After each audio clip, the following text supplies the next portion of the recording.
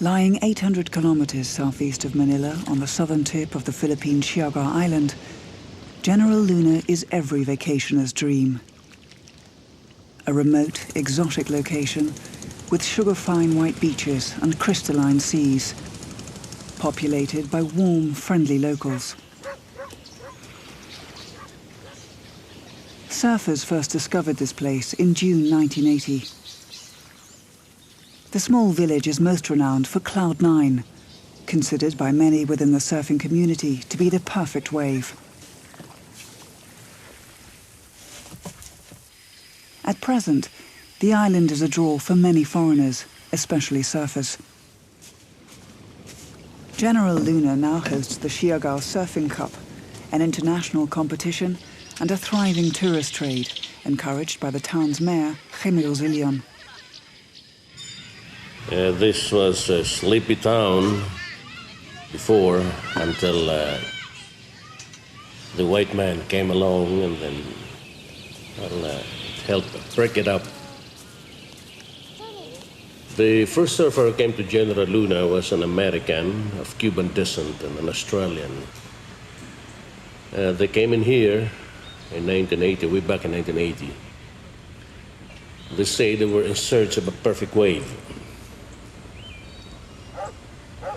The name of the American was Cuban descent. I forgot the name now, but the other one, the Australian, was Steve Jones. Then they were followed intermittently. And then one day, a few years ago, maybe about 7 or 8 years ago, another American who introduced himself to me as Max Walker came along, and it was him who pinpointed what is now the famous Cloud 9 area. Stayed there, fasted, something was troubling him, and he died in there. I wanted to beat the record of Christ of not having eaten for 40 days. He did beat the record of Christ, but Christ survived. He did not. We did not know that that man was a legendary man. He founded another surfing camp known in the surfing world as Krajagan. And that is the beginning of that. We started coming in. Until now, it is now a world-famous surfing area.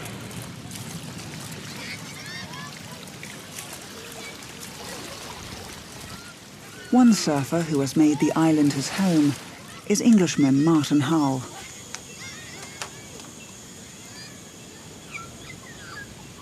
I came to the Philippines for the first time in '96 as a tourist and only surfed for 3 days in Bel Air, which is in Luzon. Then I returned to the Philippines for longer, for 3 months, and came to Siargao for the first time. Stayed here for 2 months of a 3-month trip, and then went home, earned some more money, and returned. Must be something that draws me here or keeps me here.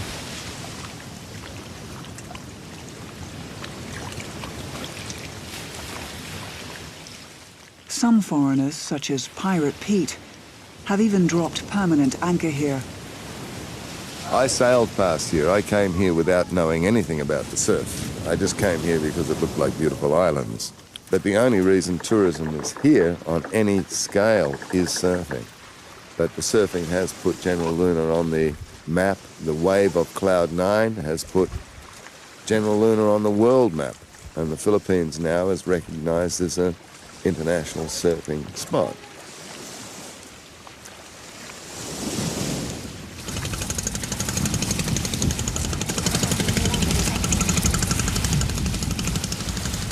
Yet another example is Walter Baskerville, a former member of the US Navy. Turning to God in the hopes of improving his situation, Walter became a missionary and came to spread the Christian faith among the natives of the island. The people that I'm around, the people that I'm here with day to day, and also there in the church and around the island. Yeah, they're definitely interested in the work that I'm doing here. And the response is, that's the overwhelming thing. My heart and my vision that I really felt for that that God impressed on my heart for these people has been incredibly embraced, and that's so satisfying. So satisfying. Many missionaries never experienced that. I've only been a missionary basically for a year, and it's just been incredible to see the things that I really felt that were impressed on my heart come to reality right before my eyes.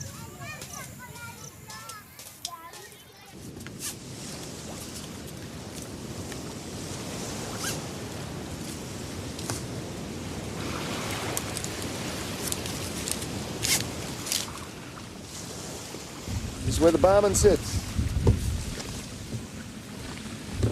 Like this, and you have the ice box so you can get the beers. You notice this? This is an important navigation piece. This is where the beer goes. You have to have the holder for your beer, and this ones go on the outside. That's the holders for the beer outside, so everybody doesn't drop their beer. Used to be my steering, but I steer from here, but no more. I like to sit out now, so it goes faster. Okay. I go outside the reef. I've been around the island on the small boat. I've been around the island. It took a few days. Have to stop some places at night. It's a lot of miles around the island. And you're outside the reef. Oh yeah, I often go outside. The ocean swell is what I love. That's my profession for 16 years before I came here. Sailing. Yeah, about 38, nearly 40 years of sailing, since I first started sailing, but no, living on a boat, I started just living on a boat with no land address about 20 years ago. This was my first land address for 20 years. I'm not looking to doing any ocean passages anymore. I've got 7 children. I'm going to stay here and look after them.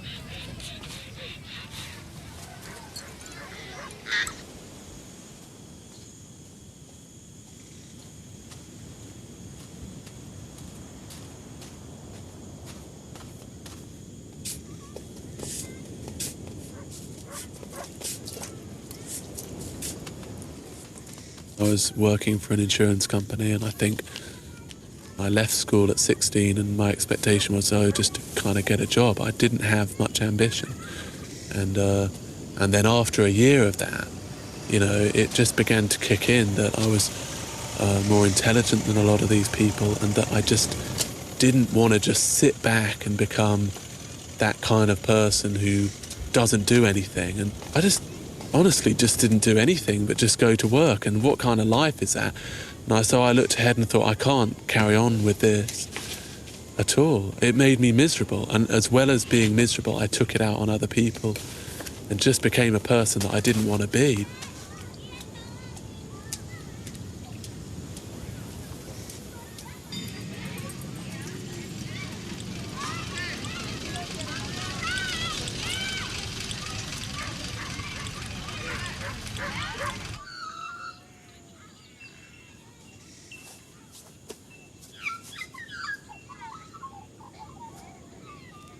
Before, I was involved in a lot of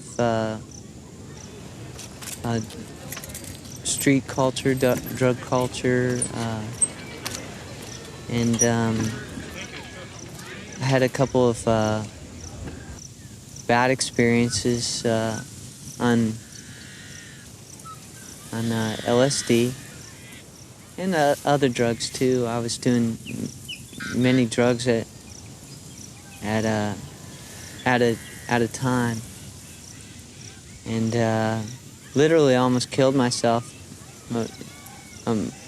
like 3 or 4 times in a matter of a month. Practically killed myself on drugs, and so I began to seek truth, and I prayed.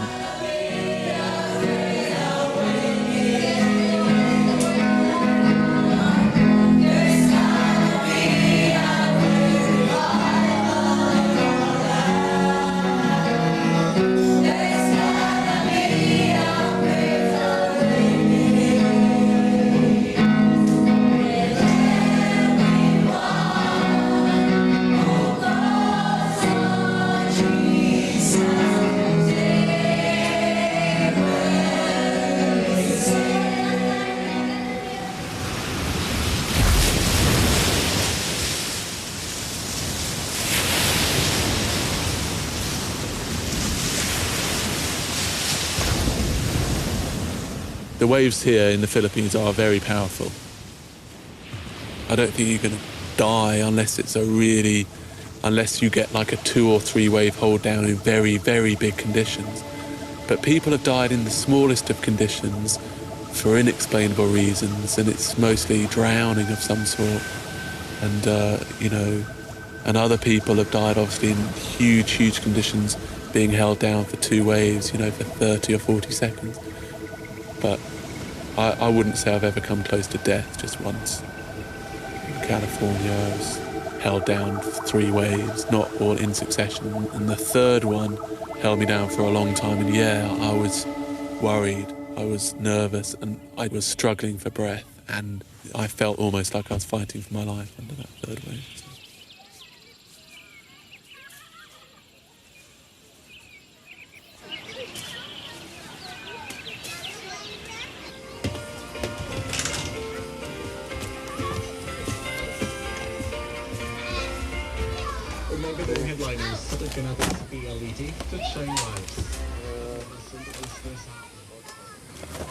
That's my home for 8 years.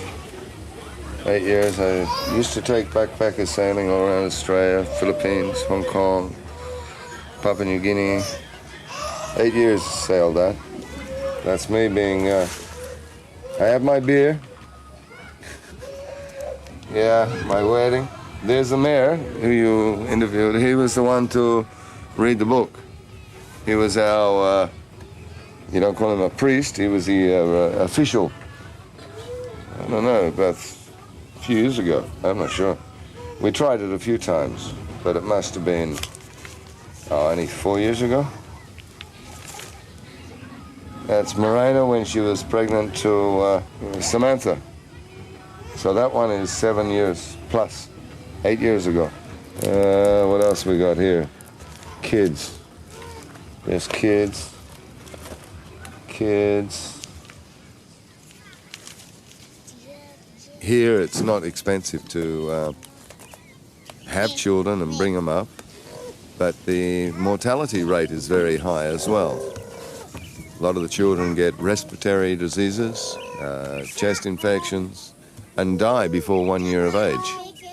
So that's why we have, when your child reaches 1 year of age, you have a very big party, which is the custom here. After that, the parties are smaller, but first birthday is a big celebration for a child to live that long. If you go up to the cemetery here, you'll see that about 70% of the graves in the cemetery are only 3 feet long. They've got small boxes inside. It's all the small babies that die.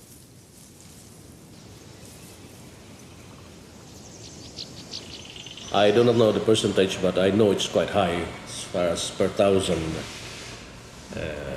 population.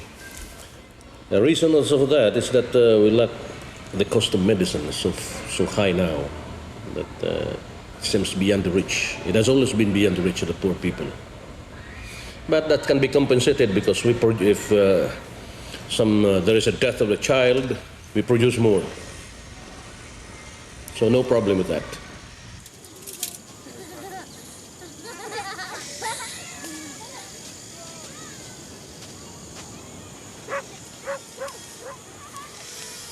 The Philippines is not a popular place to come.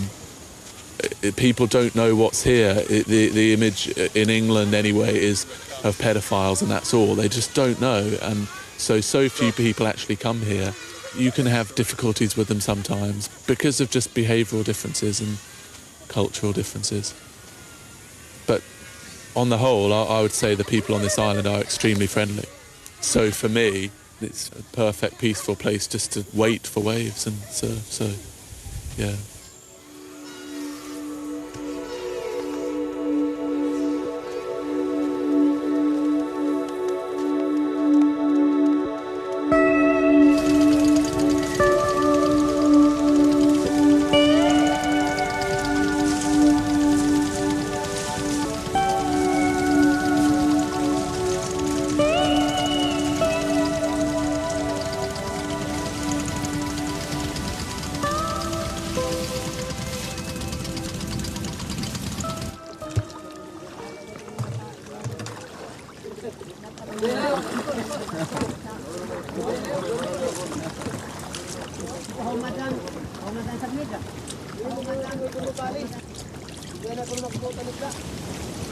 This island, Siargao Island, is my main experience as far as going to a different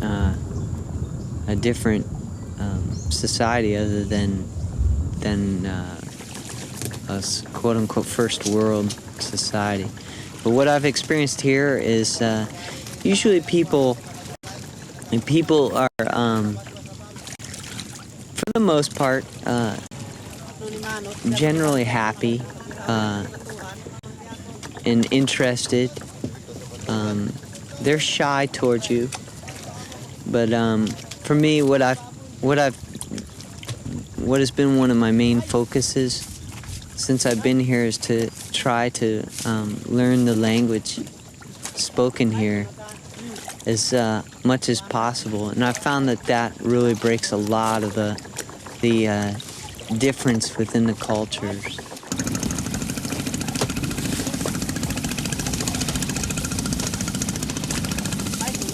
Me as a Catholic, I can easily coexist with the Muslim.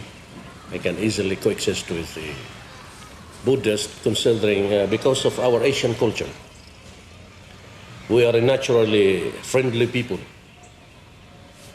We look at people not in a commercial way, but as an incoming friend.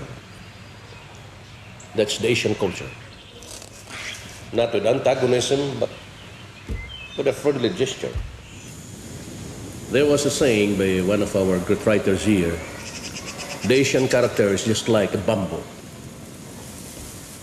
It bows wherever the wind blows. When the storm is over, it stands again.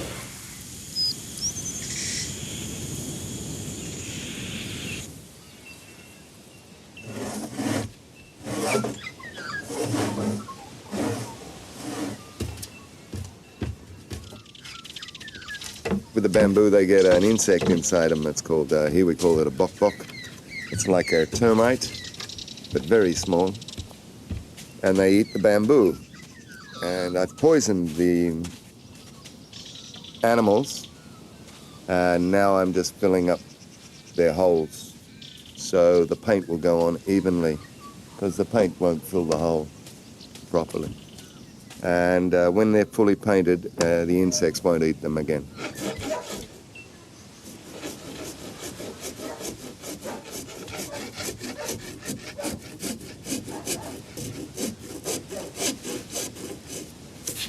But I can epoxy it more.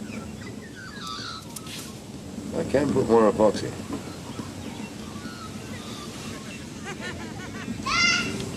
I tried to get a worker. I can't even get a worker. What?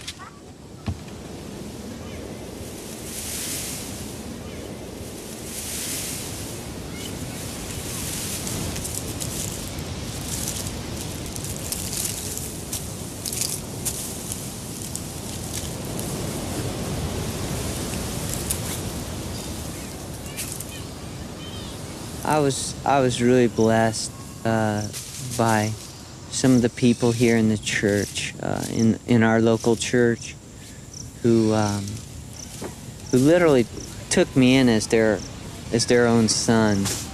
All the sons and daughters were the same as far as their hospitality and always helped me to learn the culture here and helped me to grow. I've been really blessed by the family who let me build on this land.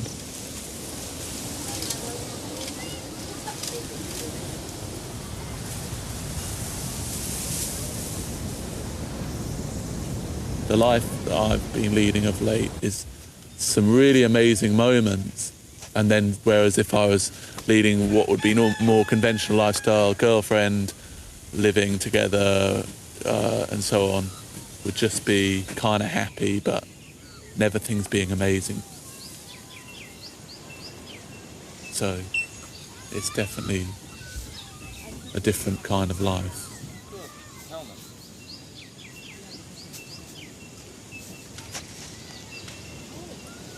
What are you doing? Come on, man! Video.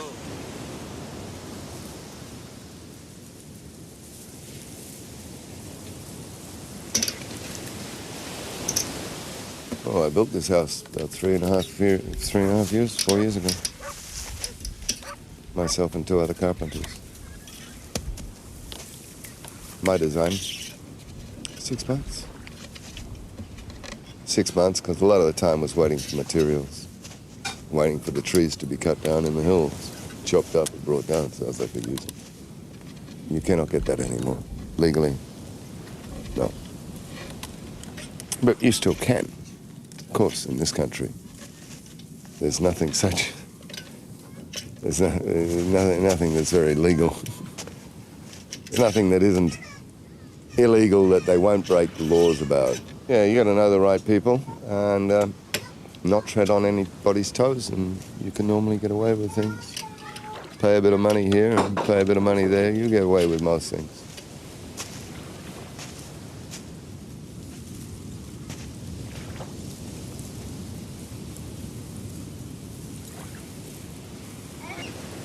You can see this island changing even in the 1 year that's passed since I was last here, in the sense that there are tourists coming now, tourists who might go down and just have a look at Cloud9, but basically come here to laze on the nice beaches. And also, it's changing in the way that there's a disco now, and that there's a couple of places. There's 7-Eleven, which is like a sing-along karaoke bar. That wasn't open last year. That's all come. So things are definitely changing.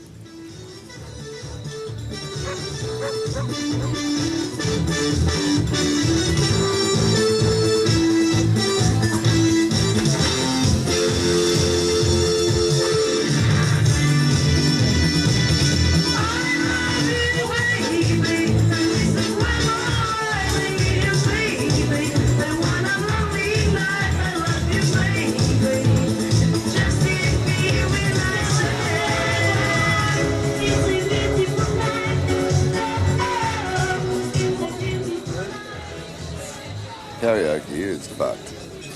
It's terrible. I don't even like talking about it. I can't listen to it.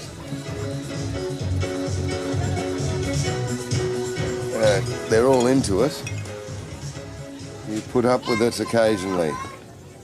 Mostly you steal right away. Feelings like I never should.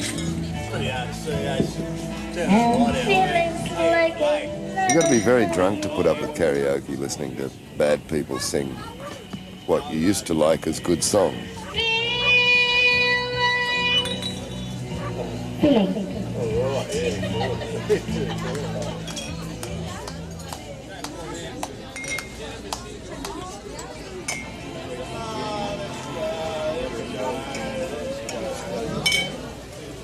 The Westerners cannot influence us anymore because we have already been influenced by the radio, the television, the movies. They have been in here for quite some time already before the arrivals of these tourists. So I would say that not much influence has been imposed on the people in this area. We are still the same people as it was before. Although I heard lately that some already are starting to take some drugs, which is not so prevalent yet. still within the containable level. However, these things are brought intermittently by, white people trying to take in some marijuana, some shabu, if we call that shabu, whatever it is. But it's still on the containable label.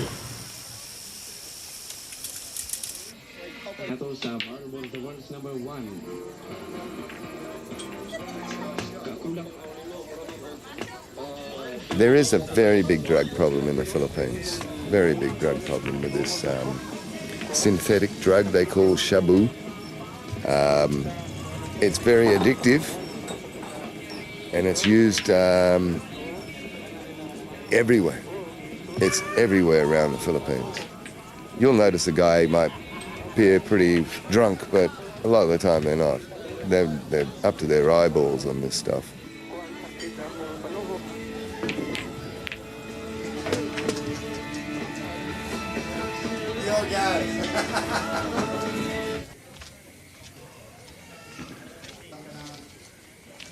As it becomes a more popular area among the foreigners, my vision for General Luna itself is to keep the Christians here strong and growing in numbers.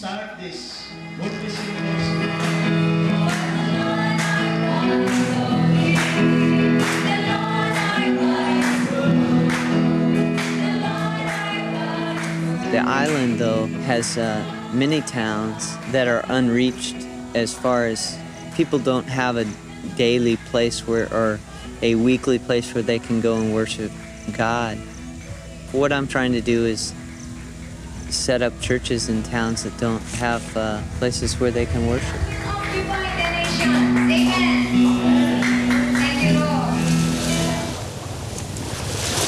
Hey, fellas.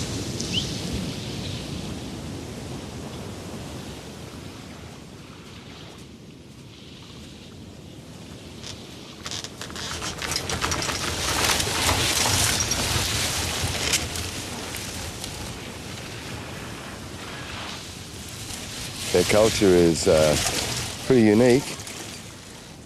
Yeah, I have a greater knowledge now that you can never understand it.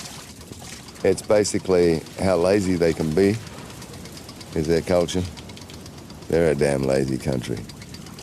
Their mentality is 24 hours. I don't think there's anybody here who's sold land to foreigners and has got any of the money left. They get money in their pocket and they just spend it straight away. They don't think about tomorrow. It's only today that counts.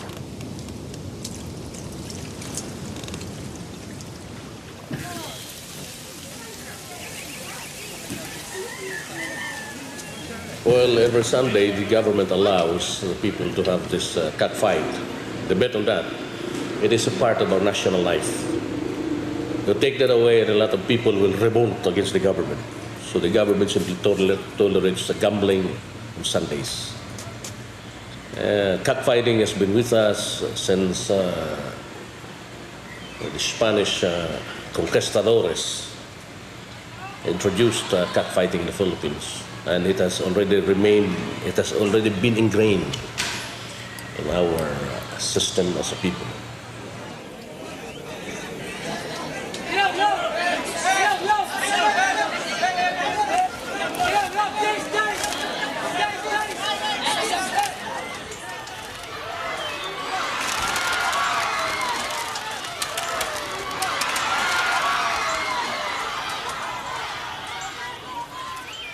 Well, normally if they win a lot, they get all their friends together and they all have a drink and celebrate their winning.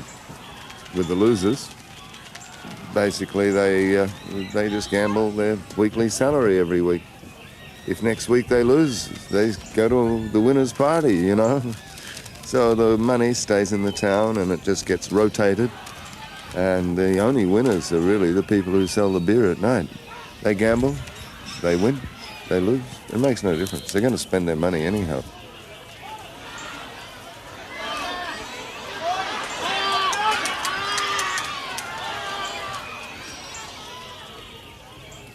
As far as a normal Christian-based life, I'd say maybe 10% of the people here live a normal Christian life, maybe even less than that.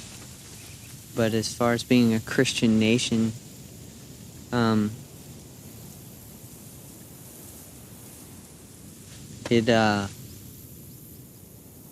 sometimes it has no bearing at all on the effect of the people as far as a quote-unquote Christian nation. It may be called a Christian nation, but the actions of the nation are definitely not one of Christian nature, of what the Bible teaches.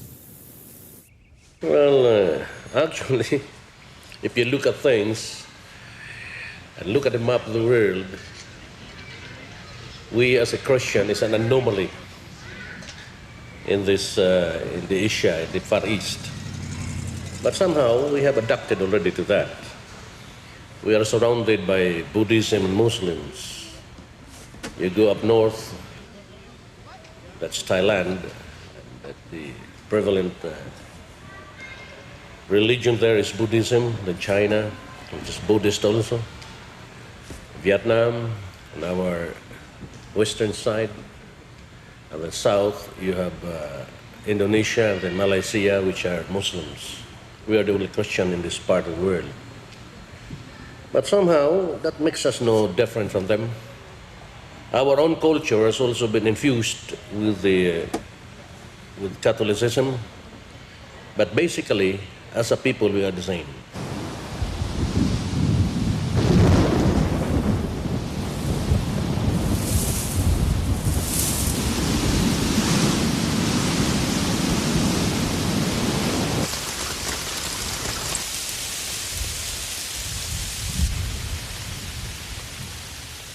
I would say for the bulk of the people, there's no mass of jobs that's being created.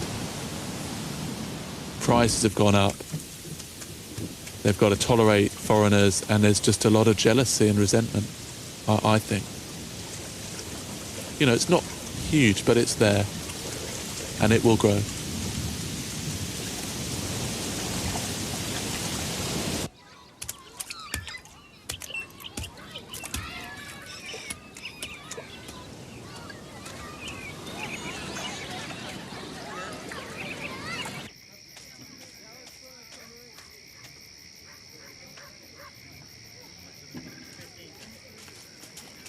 There's always two prices in the Philippines. Foreigner price and Filipino price. There's always that. It's very expensive compared to what it was. Everything has just gone through the roof with prices. Your daily vegetables, that's gone up a hell of a lot. Your vegetable prices, rice has gone up. Beer has stayed very constant prices unless you go to the resorts. But in town, you can still buy an 8 peso beer.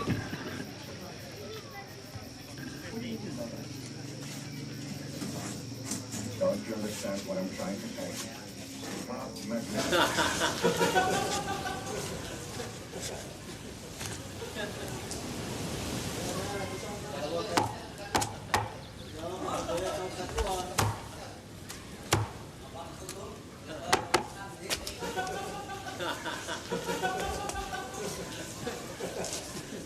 The prices of prime commodities has not unusually gone up.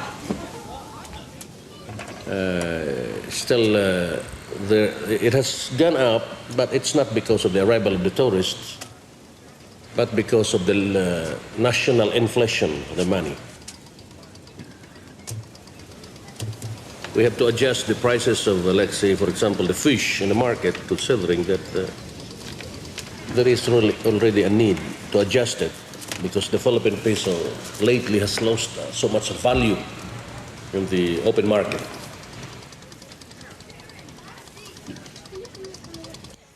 They call it in international economic terms the Asian meltdown, economic meltdown. That's the effect of that.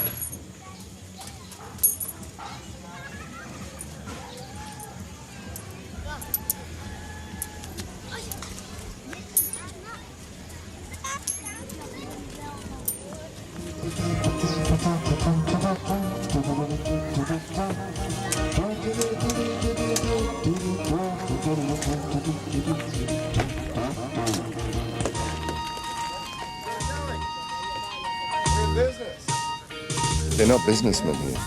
They're not, they don't concentrate. Their business is coconut trees, copra, fishing. But as to business ideas, everybody else is too damn lazy. Even at the school. Well, my kids do about 16 or 17 days a month at school.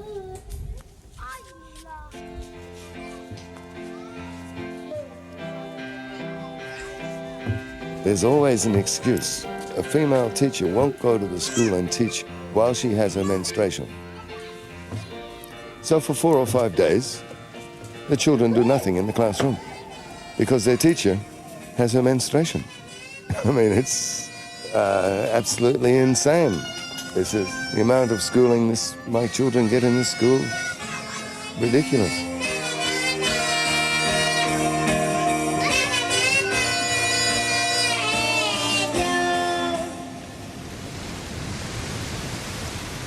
The longer I'm here in the Philippines, the longer I've been away from home, I don't think it's even possible to go back to a conventional life.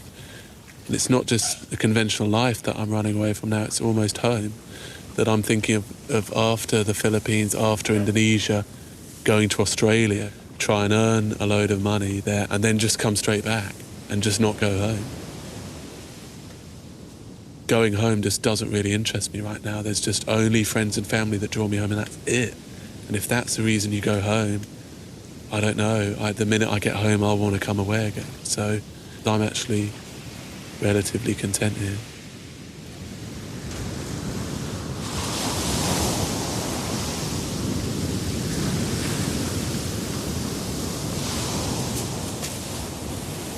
For me, there's really no other alternative. The alternative is to fall back into what I've been through, and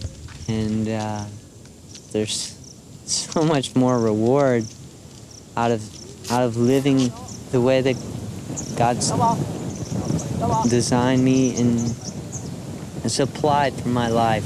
He's been faithful, I've found.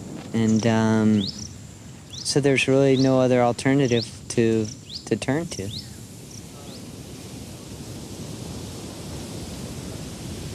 These men are interchangeable with any of the new settlers of General Luna, but it is through their experiences that the dilemma of the island is revealed.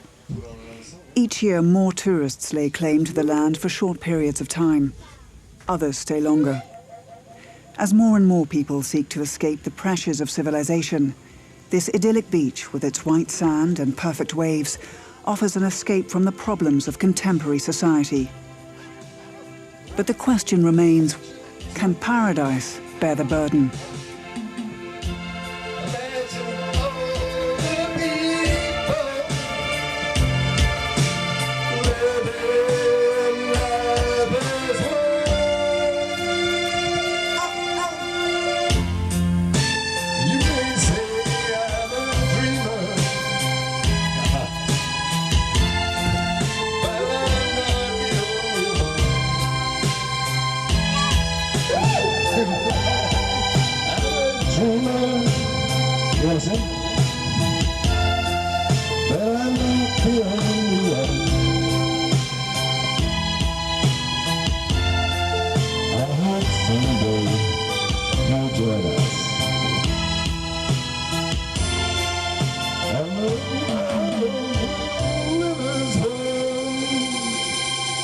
Well, it works. See? Well, that's...